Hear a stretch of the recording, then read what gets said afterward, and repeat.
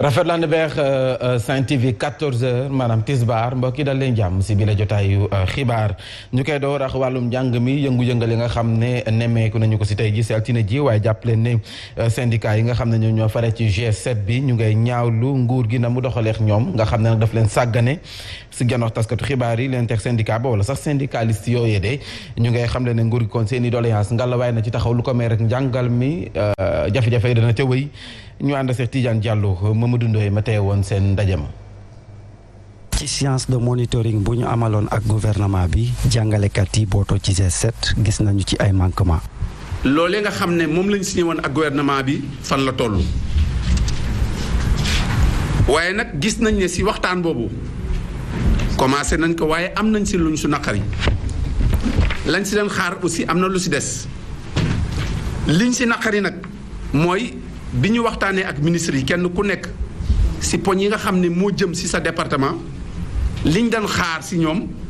mooy ñu jox ñu benn bataaxal boo xam ne day tënk waxtaan yi nga xam ne am nañ ko ak ministre yépp. syndicalistes yi ñu ngi interpellé njiitu réew mi ci seen doléance yi. loolu moo tax ñun ñi nga xam ne école rek la ñu bëgg école mooy suñu tedd nga xale yi rek la ñu bëgg parce que xale yi rek la ñu xam dañuy ñaan.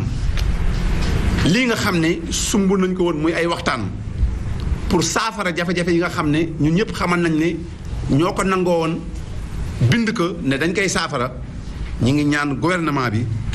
mu def si. ñoom ñi la di xamle su fekkente gouvernement bi saafarawul seen doléance yi dàqu ñu perturber année scolaire bi.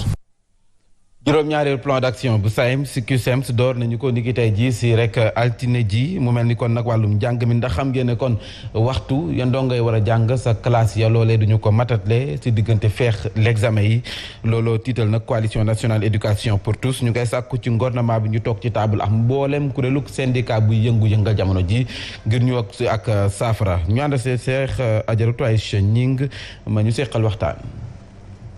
plan d'action ak i ñaxtu ñu ngay wéy président bu coalition nationale éducation pour tous xelam dalul. CUSEMS ak SAEMS enseignement moyen secondaire syndicat yi professeurs yi ñoom tey mooy la ñuy démarrer seen 7e plan d'action semaine bi pratiquement dina am ay grève SADEF beneen syndicat aussi ñoom tamit ñu ngi ci grève yeneen syndicat aussi ñu ngi menacé vraiment loolu ñun dañu xaw a tiit dañu am tiitange bu mag. acteur éducation bi lee am jiixi jaaxa ci quantum horaire bi. quantum horaire bi nag pour que mën ko respecter il faut ñu respecter enseignement apprentissage yi ñuy joxe cours yi élèves yi ñëw jàngalekat yi ñëw ñu jàngale bu fekkee loolu amul nag duñu mën a respecter quantum horaire bi. Siley Gorbal Sy woote bii la def. réunion monitoring bu ñuy def dañuy convoqué dañuy woo ministère yëpp ñu ñëw ñu teg ku nekk wax foo toll ci solution yi nga am pour jàngalekat yi moo tax ñoom ñëpp ñu ngi leen di ñaan ñu ngi ñaan sax njiitu réew mi président de la république moom ci boppam muy jéem seet lu mu war a def ba sauver l'école sénégalaise. bu nu sukkandiku ci kàddu yi Siley Gorbal Sy état bi war na def kéemtalaayu kàttanam ngir sauver njàng mi ak njàngale mi ci réew mi. ñaxtuk jàngalekat yi tax na tey jii fii ci réewum Sénégal bëri na ci ay goxaan yu nga xam ne ni ndongo yi dañoo génn sa classe ya di ñaawlu boogu la ñaxtu ba noppi it di sàkku ci jàngalekat yi ñu dellu sa classe ga waaye it nguur gi toog ak ñoom ngir ak saafara daal di am ndax nag ëllëg lay tooy si ñoom lay jógee sa diwaanu Thiès benn dëkk ñaari gaal jàngalekat ya mooy mel ni kon ndongo yi jot nañu ñaawlu lu ni mel ndax élèves yi jot nañu fa wàcc sa lycée Malick Sy wàcc nañu sa mbedd ma ñu ànd Cheikh Pierre Claver Pouy ak Mbetal Xuma. di grève ba nga xamante ne topp nañ ko bu baax a baax fii ci Thiès grève boobu lee naqari lool ndongo yi. dañuy ñëw à chaque fois duñu jàng ñuy ñëw profit di ñu génnee débrayage 9h parfois sax ñuy def grève totale bu ñu ñëwee fii duñu jàng dara devoir yi dañ kaa annulé mën nañ sax ñàkk mën a def composition. grève bi kañ lay jeex loolu la ñëpp di laajte wante nag suñu sukkandiku ci Sira Khata Gueye nguurub Sénégal wegul jàngalekat yi. chaque fois bu ñu commencé xeex di grève di def ay grève fu ñu war a jaar yëpp jaar nañ fa mais malheureusement ñoom dafa mel ni ñoo ko tey bëgg pourrissement bëgg voilà ba xëcc di kaaw yi mel ni si ngoom daj nga am boo xam ne dañ xam fu ñu jëm mais ñun li ci am solo ba am solo mooy ñun xam nañ fi ñu jëm mooy grève bi ñu tàmbali dañ koo tàmbali parce que dañ koy laaj la nga xam ne moom la diggoon ak ñun boo xam ne mu xaatim ko bind ko ne c'est des accords réalisables loolu lañ koy laaj mu réaliser ko une bonne fois pour toutes. jàngalekat yooyu lee nag di ñaan bépp kuréel bi nga xamante ne teewoon na ca bés bu ñuy xaatim accord yooyu lee ngir mu ñaax nguurub Sénégal mu respecté yooyu lee accord waaye tamit daal mu jëmmal leen. sa diwaanu Sédhiou lu ni mel it dañu fa nemmeeku ndongo yi dañoo wàcc sa mbedd ma tey ji bawoo ci collège yeex lycée yi ngir ñaxtu jàngalekat yi nañu abandonné sa classe ya ndax nag ñoom i seen i sàkkuteef mi ngi tegee nguur gi la ñuy sàkku it mu ut ci ak saafara lu ko may dana metti lool si ñoom ñenn si ñoom it jot nañu yëkkati ay kàddu di ay ndongo ku ci mel ni Fatou Biaye présidente bu gouvernement scolaire bu lycée Ibou Diallo ñu teewlu ay kàddoom. tey suñu marche bi lu ko waral mooy grève professeurs yi nga xamante ni ñun ñooy génn perdant yi ñun ñooy doon perdant yi te tamit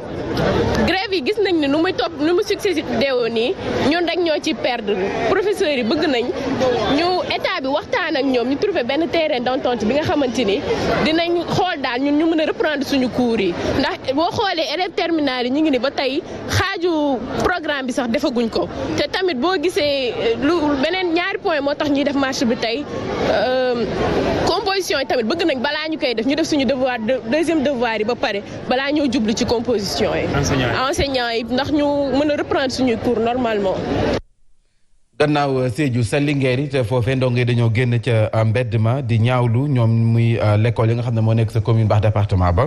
ñoom it dañoo gis ne jàngalekat yi seen ñaxtu bi ëllëg bu ñu nekkee sa examen yi seen quantum horaire maanaam waxtu ñuy jàng bu matul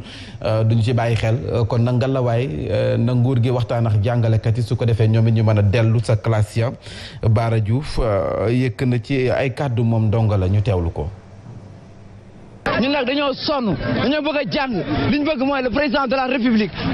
def li warloo ak professeurs yi mu mën a ñëw jàngal ñu normalement depuis des semaines et des semaines bu ñëwee chaque jour dañuy ñëwaat ni ñu ñëwee noonu la ñuy ñibbee depuis ba à suñu parents dañoo sonn si ñun li ñu fayal école di CI jusqu'à terminale mënuñoo ñëw nag ba terminale ñu bëgg a basé suñu lii comme ça ce que nous voulons nag c'est étudier tout simplement étudier suñu bëgg nag monsieur le président dañoo bëgg yow mi nga xam ni le Sénégal a tout fait pour toi depuis CI quand nga am say diplôme Sénégal moo lay jàngal ñu ñëw nag ba ñun ñi nga xam ne ñoo war a téye relève bi ñu bëgg bafouer suñu éducation comme ça on peut étudier non seulement suñu programme éducatif est catastrophique et ñu bëgg ñëw tegaat leen loo xamante ni duñ jàng duñ ko def dañoo bëgg a jàng et dañoo bëgg a jàng. lu mel it dañu nemmeeku sa Tëngéej goxum ko bam làmb ndongo yi wàcc nañu tey ji foofee sa mbedd ma waay it sa mbaaw ñu ngi xamal ne ndongo yi dañoo génn ba noppi it dem génne ña nga xam ne ñoo nekk ca privé ba. ba tey si wàllum njàng mi université Cheikh Anta Diop fanweeri fan ak benn ci weeru janvier ñuy fàttaliku sa université Cheikh Anta Diop bu Dakar génn ak àdduna di kii di Balla Gaye ñaar fukki at ak benn ci ren ñu soxoon ko bal mu faatu étudiants yi doon ko fàttaliku di sàkku it yoon ba tey def ci ab liggéeyam yoon def liggéeyam ci génn ak àdduna Fallou Sène waaye it Bassirou Faye ñooñee nga xam ne nee na ñu dañ leen soxbal ñu faatu union des amicales des sites externes yu nga xam ne di ay étudiants ñoom ñoo sa tënku tey ji amal nañu ak janox taskatu xibaar yi di ñaawlu fit gi nga xam ne ñu ngi koy faral di nemmeeku ci rek université yi Papa Ndiaye Lo yor seen kàddu ñu teewlu ko Amina Cissé. bi si mujj mooy Mouhamadou Fallou Sène beneen bi moo doon Bassirou Faye te ci ki njëkkee moo nekkoon Balla Gaye moom mi ñuy feete tey anniversaire am étudiants yi duñ ay xar yoo xamante ni si à chaque fois bu leen bëggee sacrifier leen bu ñu reyee nit aussi tamit ñu def ci li ci war juste Sénégal deful liggéeyam respecté wul aussi étudiants yi ñun loolu lañ ci gis étudiants yi ci boppam ñoom ñoo nekk magub ëllëg ñoom ñoo yor développement wu ëllëg bu fekkoon nag justice Sénégal bi def na liggéeyam muy ki rey Balla Gaye sanctionné ko tëj ko à vie yaakaar naa ni kon balaa ngay jëlate arme di ko braqué ci benn étudiant da nga ko xoolaat. leneen lu soxal bi la jotaay xibaar moo di juróom-benn at ci ren ji ñañ yoo ay impacté yu VDN 2 bi bu Cambérène waaye it VDN 3 bu Malika ba fii mënaguñu tabax kon la nga xam ne moom mooy seen i terrain donte nag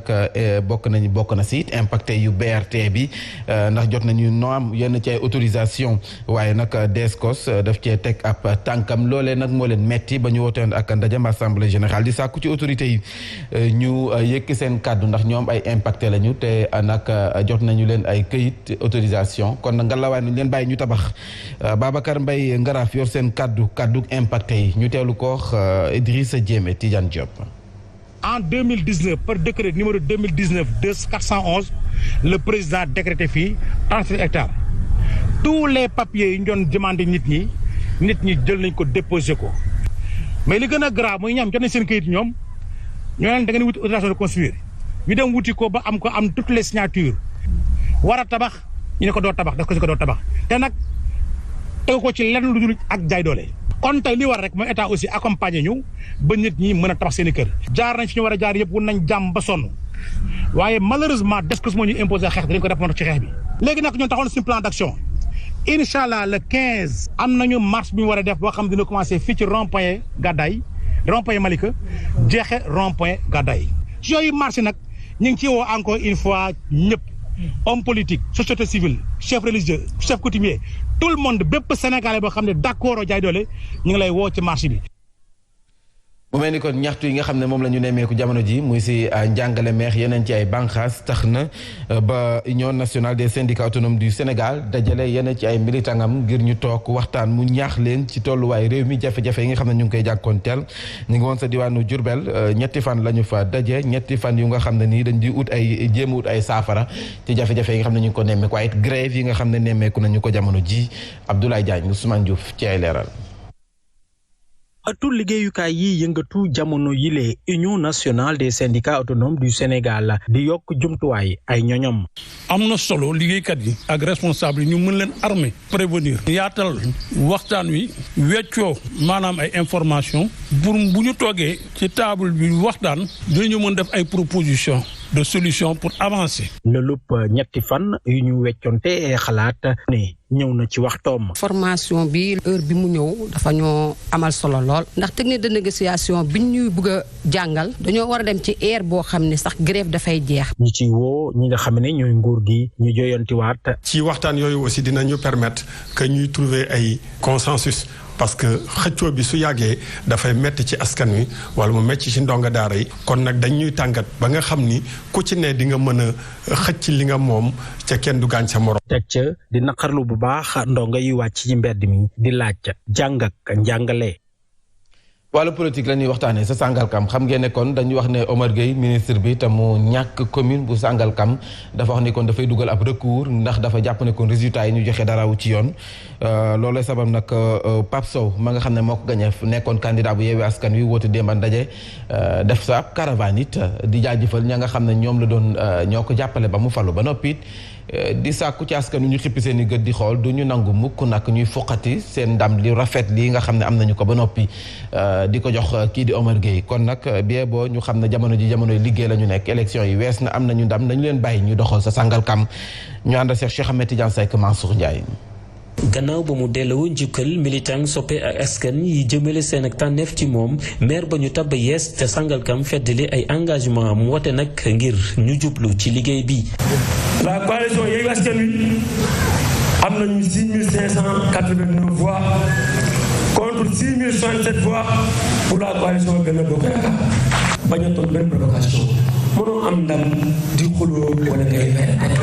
dóor yi dafa métti. ba ñu ko interpellé ci recours bi maire sortant ba dugal di teg baaraam ci ay mbir yu sooxee ñeel ni wote wa amee mandataire bu coalition Yewwi Askan Wi bu Sangalkam andi ay leeral dàq nag bépp sikki sàkka. yow sa collègue ministre intérieur di mbokk ak yow conseil des ministres déplacé wu ñëw ba sa dëkk di saytu ndax am élection yu jaar na yoon ma jàpp ne sax kooku boo ko joxee cër yi doo ci dugg président de bureau de vote yi nga xam ne ñun tànnuñu leen.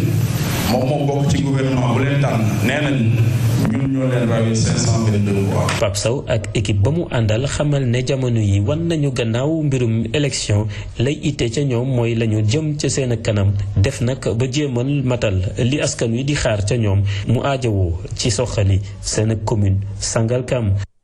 jaajëf Cheikh Ahmed Tidiane Seck ndax xam ngeen ne kon coalition Benno Bokk Yaakaar jongante gox-goxaan yi ñu génne juróom-ñetti ci ay villes yi mag daf ko ñàkk looloo sabab nag ñu def ak taxaw seetlu si ëllëgu coalition bi ak jongante yi ñu dëgmal moo xam législative wala présidentielle bu ñu sukkandikoo nag ci ki nga xam ne xelam daf màjjëm ci wàllu politique di Mamadou Sy Albert ëllëgu Benno Bokk Yaakaar mi ngi dépendre ci moom na mu jàngatee lajjam gi nga xam ne am na ko ci ville yu mag yooyu ba noppi it nan la mën a andee ay saafara ci jafe-jafe yi nga xam ne askan wi ñu ngi koy jànkonteel waxtaan la wu mu sekk Mamadou Fofana.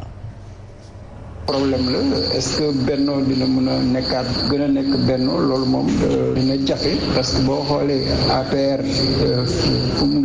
ci biir yu bari dafa am ay division ay xëccoo ci biir réew mi am na ay xëccoo ba Idrissa Seck gagné nañ ko ci Thiès PS naka noonu donc muy APR muy réew mi muy PS yi nga xam ne ñooy parti yu gën a dëgër ci biir Benno bi ñooy jubóowuñu seen biir loolu jafe-jafe la beneen jafe-jafe ji mooy que ñu ngi am problème pour sénégalais yi ñu ngi ci ay jafe-jafe yu metti donc loolu naka la Benno mën a def ba gouvernement bi ñu nar a taxawal mën a liggéey mën a indi saafara ci jafe-jafe sénégalais yi donc boo xoolee situation politique Benno bi ak situation gouvernement bi ni mu demee ni mu doxalee politique publique yi ay jafe-jafe la pour ñu génn ci nag dina en tout cas du yomb ci lu ñu gis parce que yaakaaruñu ñoom ñu toog waxtaan seen biir waxante dëgg. ndax xam ngeen ne ko jogante gogoxaan yi buur na mu des jogante législative yi feex juróom benn weer la ñu ko war a mën a tëgg ndax élection yooyu nañ ko mën a amal am déet am dañu koy dàq waaye nag dafa mel ni kon am na ñu njort ni kon faw ñu dàq ndax bëri na ay matukaay yu nga xam ne ni waroon nañu ko jël laata ñuy sóob si jongante yi te ba fii kenn mënu ko jël loolee ko xam ne moo di expert électoral bii di Ndiaga Sylla ay kàddu la yu mu dénkax nanga ko bakkayo ko ci lu soxal élection législative yi ñu dëgmal candidature yi war nañ koo déposé juróom-ñaar fukki fan laata bisu woote bi maanaam ci weeru avril 2022 rax ci dolli am na app ñaari weer jàpp ñett yoo xam ne ci la ñuy wuti ay parrainage mu war a doon kon diggante weeru janvier jàpp mars waaye itam am na weneen app bu ñu war a jàpp ngir ubbiwaat mbindu mi ci liste électorale yi ay arrêté itam war nañ koo siiwal ngir xamle modèle fiche yi bu ñu doyloo Ndiaga Sylla moom expert électoral bi di ci yokku ne faaw ñu respecté app mandat bi nga xam ne constitution bi moo ko jëmmal ci juróomi at ñeel député yi nga xam ne ñu ngi leen faloon fanweeri fan ci weeru juillet atum 2017 ci gis-gisu Ndiaga Sylla doonul li gën organiser ay élection législative ci biir nawet bi ak lu mënti am faaw dëppoo ci ay kàddu am ci datu élection bi ñu war a falaat député yi ci geneen wàll naam dëgg la ne bu commission départementale de recensement des votes yi siiwale résultat yi ci la ñuy ubbee période contentieuse bi jagleel ko ñiy ñaxtu expert électoral bi di Ndiaga Sylla ne recours yi moom suspensiful mënta tere doxalin bi woy ci noonu kon fukki fan ak juróom ginnaaw élection yi war nañoo installer maire yu yees yi ak njiitu conseil départementaux yi nga xam ne dañ leen a fal ci suffrage universel direct jublu ci fal seeni adjoint jaarale ko ci collège yu conseil territoriaux yi. jaajëf nanko bakka yoko ñu jàll si ñaareel pàcc bi la jotaay xibaar dañ ci ànd ak Soxna Fall fekk ko sa Bafoussam xam ngeen ne démb suñu gay yi ne dañu dóor Guinée équatoriale 2 bal ci 1 ani foofee nan la ñu dundee ndam li waaye it nan la ñuy waajalee suñu jongante demi-finale ak Burkina Soxna Fall maa ngi laa nuyu. Mame Ndiaye ça va noo def yaa ngi ci jàmm ba lendemain victoire Sénégal la ñu daal di nekk xam nga ni Sénégal qualifié na ci wàllu demi-finale yi ba tey kon fi nga ko doon xaar ci début compétition bi ma nga fa gannaaw ba mu génnee kii di rek Guinée équatoriale li ci am solo rek mooy wàllu continu bi ak jeu bi Sénégal gën na rek yëkkat ci niveau de jeu ni ñu ko doon xaaree ci moom naam am na ay insuffisance parce que gis nañu militant yi dafa xaw a daal di yeex jeu bi tamit dafay am ak yeextal boo xam ne mënuñu gérer lu jëm ci temps fort yi en tout cas gaynde Sénégal yi tey dinañu tàggatu ñu ubbil ko taskatu xibaar yi ngir waaj seen diggante ak Burkina Faso nag ku ne xam na ni milieu de terrain am moo bokk ci force équipe am ba tax na match bu metti mi ngi koy xaar ni ñu ko waxee woon depuis ñu qualifié 8e de finale yi à ce stade de la compétition benn match dootul yomb li ñu ci mën a jàpp rek mooy ñëwaatu Ismaïla Sarr dafa daal di fay Sénégal nag di monter en puissance ndaxte phase de poule benn but lañ dugal ñu ñëw 8e dugal ñaar ci wàllu quart de finale ñu dugal 3 buts waaye encaissé nañ seen but bu njëkk ci Coupe d'Afrique des Nations bi mais teewul nee nañu loolu nekkul loo xam ne da leen découragé loo ñoom mën nañu dem jusqu'au bout de cette compétition te liggéey boobu ñu tàmbali woon ci la ñu nekk ba tey Mambay di ko wéyal kon ñi ngi ci di wéyal liggéey bi fii ci Yaoundé ngir fexe rek li nga xam ne mooy mbébét bi mooy trophée bi incha allahu rabi. jaajëf Soxna Fall pàcc mujj bi soxal bi la jotaay xibaar li yéen kay xëy fësal lay doon wax Mantoulaye Thioub Ndoye.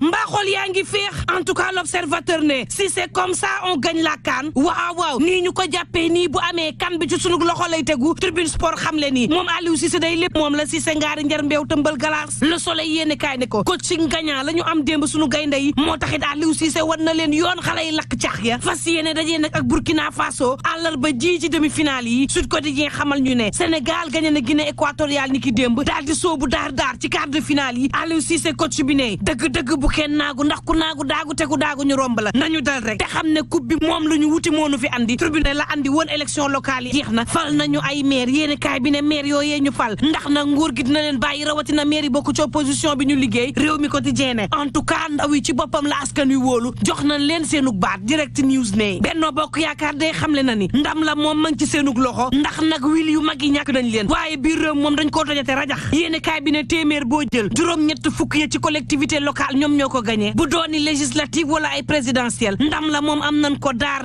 tribune ca ñaming mi dina yoroful la foofee waa gëm sa bopp ña ngay tuumal adjoint bu préfet ba te saisir nañu nag yoon ndax nee ñu wot ga dañ koo bàyyi mu wëy ba 23h grand place ne ma ca kër Massar Nord Aminata Assome Diatta dugal na ab recours direct news ne excellence El Hadji Dia ca Bambey xamle na ni ñoom it dugal nañu ab recours ngir jël seenu commune El Hadji Dia ne ku gis nen day war a xam ne na ngi département bi ñoo ca am ndam ñetti junniy baat la ñu rawee opposition bi am na ci bureau yoo xam ni irrégularité moo fa am te bu ñu annulé seeni wot daañu gañe daanaka téeméer boo jël juróom-ñeent fukk ya El Hadji Dia ay responsable lu ci mel ni Pape Diouf ak Pape Mbodj dañoo campagneel yeneen liste yoo xam ne dañoo waroo ak Benno Bokk Yaakaar ndam li ndamu Benno Bokk Yaakaar la nañ ko delloo El Hadji dama campagne ci département bi ndax ñu bari xamuñu sunu candidat waaye yàlla defal nañ ca ndam direct news ne ma loo ci mënti dégg ca Bambey ndam li ndamu El Hadji Dia la ndax njiital conseil départemental bu Bambey bu yees bi Babacar Ndiaye ma ngay xamle ni El Hadji mii moo ko taxawu ci campagne bi du alal du woto lépp la ko jox ngir Benno Bokk Yaakaar am ndam ci département ba ca Bambey waxtu woowu Vox Populi xamal ma ne Jean-Baptiste Diouf day lu ni mel amu ko ca Grand Dakar yéene kaay bi daal dina ma Jean-Baptiste Diouf gannaaw ba mu amee ndam Ndeye Saly Diop Dieng dafa génn ne moo jàpp ci combat bi ba am ndam Jean-Baptiste ne déet ndam li kay suñu ndam la ñun waa Benno Bokk Yaakaar waaye Ndeye Saly Diop Dieng bokku ci ba may campagne teguma ko gën docteur Doudou Sène ci critique yéene kaay ne Ndeye Saly Diop Dieng mësta bokk ci campagne bi ci Grand Dakar ndax man mii woo naa ko ci campagne bi ne ko ñu jàppale Jean-Baptiste mu bañ direct news ne en tout cas ma ngay wax yoon wa ñuy jaar ngir gën a suqali Grand Dakar Grand Place ne daan lañ ko def ci dibéer gii ba mu tërëf ministre Omar Gueye boole ca ñànki Omar Gueye ne la ma leer ba leer moom moo di am na lees waxul ci élection yi fii Pape Sow ma nga xam ne moo daan Omar Gueye ne man daal maa ngi artu lépp lu Omar Gueye def ba jël ndam li sama kaw daañu ma dégg ak moom gaa yaa ngay recours loo ci mënti dégg Grand Place ne Idrissa Seck tere na ay ñoñam ñu recours de critique ne ma Omar Gueye moom cour d'appel ba la saisir ca njaareem gaa yi ne APR ñoo ñàkk loo Benno Bokk Yaakaar ca Médina Gounass 24 heures yéene kaay ne ma Benno Bokk Yaakaar moo fa am ndam waaye Omar Sané directeur de